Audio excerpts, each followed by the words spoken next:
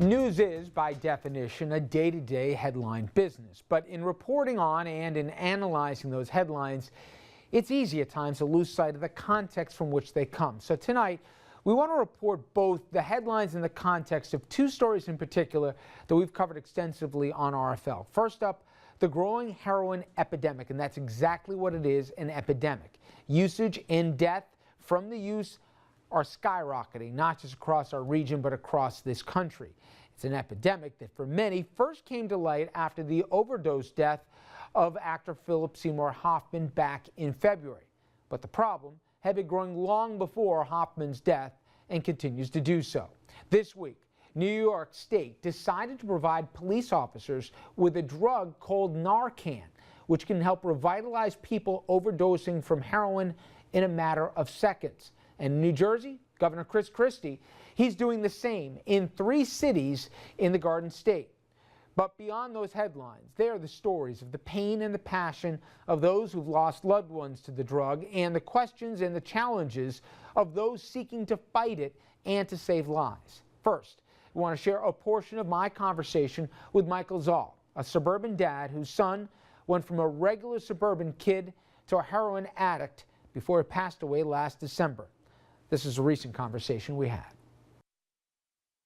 He grew up in the suburbs. We lived in the same house for over 40 years. He played baseball, played soccer, was doing fine up until probably high school. And as a parent, you really don't even know what's happening. You think there's something wrong, but you're really not faced with what's happening until it hits you in the face. It's as a lawyer, I say, until it's beyond a reasonable doubt. You always think that, well, he's not feeling good. He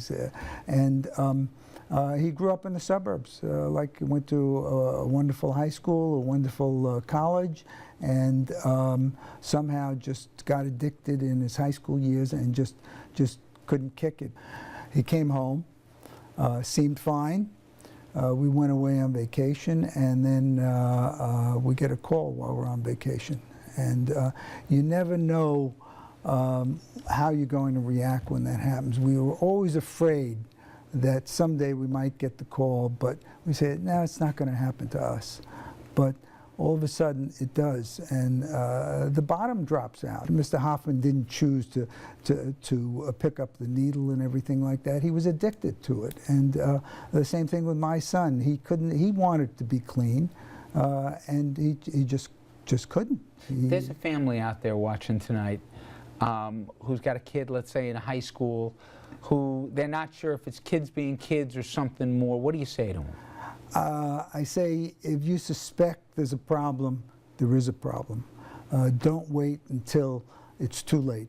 And you have to nip it very, very quickly in the beginning, because once they're addicted onto prescription drugs or heroin or whatever drugs are out there, it's a terrible route. I don't think there is a cure. And eventually it could end up deadly. So you really got to hit it very quickly, early years. Every night there was nightmares that he would die, and or get in trouble, or be arrested, or whatever happens to addicts. And that for 20 years we suffered for that. And not only the financial impact that it has on you, you're constantly paying for doctors that are not covered by the medical system. You're traveling to see him in some rehab. He's at the rehab, and then he's constantly bothering you for money because he needs to live, and because he can't hold a job or something like that. And I'm not necessarily talking about my son specifically. I'm saying in general, that's the route. And then there's the thefts that occur. You know, how many addicts wind up stealing from their parents, from their relatives, and getting in trouble. As Michael's story shows, the epidemic of this drug is not just a big city problem, and it reaches all corners of our society, from city to suburbs to even rural regions. And we also see this across other spectrums as well. Two like age and even income and even education, nobody's spared. And that's one aspect of the challenges facing law enforcement when it comes to H. Now, as we learned from Rockland County Sheriff Louis Falco, the 3rd and New York State Police investigator Joseph Becerra, and we had that conversation back with him in February. We started to see a swing probably in 2009 or 10 with the use of prescription drugs by young adults between the ages of 16 and 26.